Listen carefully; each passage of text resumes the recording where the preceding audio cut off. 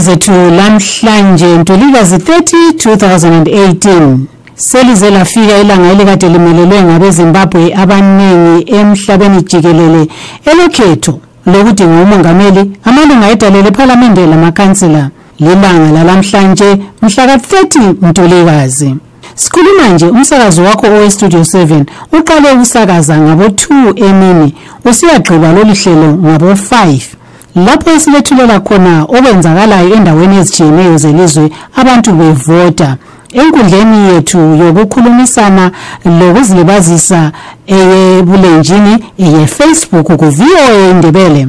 Wathi sizwe ukuthi umumo unjani okwamanje abantu bevota endaweni ezitshiyeneyo zelizwe ngelihlo lentatheli zindaba zeStudio 7. Ukuvota kuqhubekela phambili edolobheni lakoBulawayo. Okwamanje ngiseMakhokhoba constituency lapho uDokotela Thokozani Khuphe umongameli weMDCT votele khona. Abantu bakhala ngokuba indwendwe zinde njalo azihambi kuthi abanye amagama abo awakho loba bathola imibiko esuka kuZEC ukuba babhalisele ukuvota. Abanye ngabathola sibili ukuba amagama abo akhona ngesikhathi besiyahlola ukuba akhona ngempela. Lokhu sekuchiye abanye bekhonona besithi ukhetho aluqoqekanga ngoba amagama abo balawo awakho eluhlwini lababhalisele ukuvota njalo balama slip atshengisela ukuba babhalisela ukuvota. Ngimele umsakazo weStudio 7 koBulawayo ngingu-Anastasia Ndlovu. Umkhokheli wamandla nababandla aphikisayo MDC Alliance uMnumzana Nelson Chamisa ngomunye wasebevotile. UChamisa uvotele emzini weKwatsana namhlanje emini lapho athe uselindele ukuthatha isikhundla sokuba ngumongameli.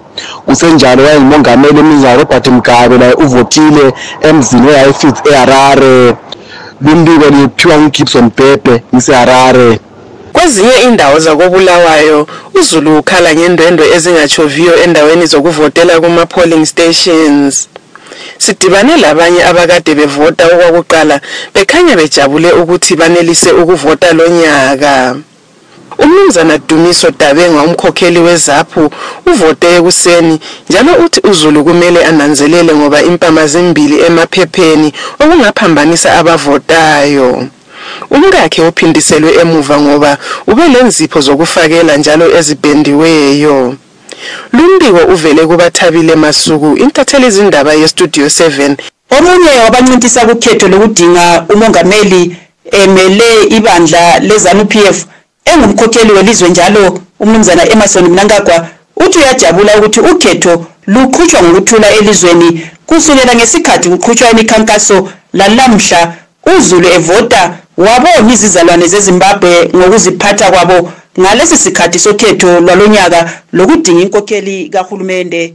Umnangagwa uthi ulethemba lokuba lokhu kuthula okukhona elizweni kuzoqhubeka luze luyegqitshwa ukhetho ngesikhathi sehola lesikhombisa lamhlanje kusihlwa. Abantu bakhala ngokuba imifanekiso yalabo abavotelwayo ukhetho lwanamhlanje kayikhanyi kuhle okuyinto yenza bethathe isikhathi eside besadinga labo abafuna ukubavotela bona abangene ngobuningi ukhetho lwalonyaka.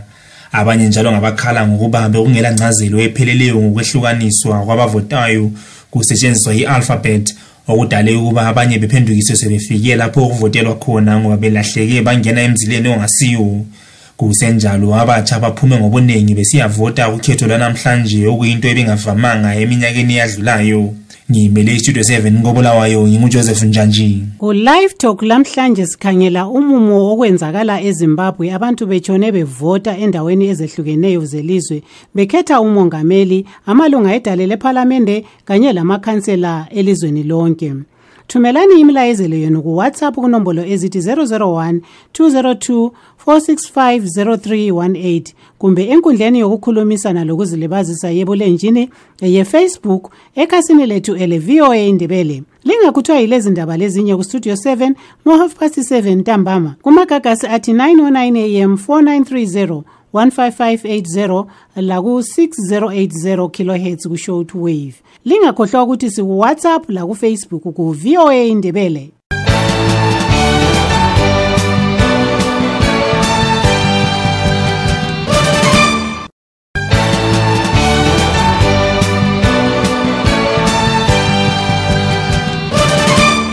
Endabeni zethu lamhlanje Ntulikazi 30 2018 selize lafika ilanga elikade limelelwe ngabeZimbabwe abanengi emhlabeni jikelele elokhetho lokudinga umongameli amalunga edalele eParliament lamakhansila lilanga lalamhlanje mhla ka-30 Ntulikazi.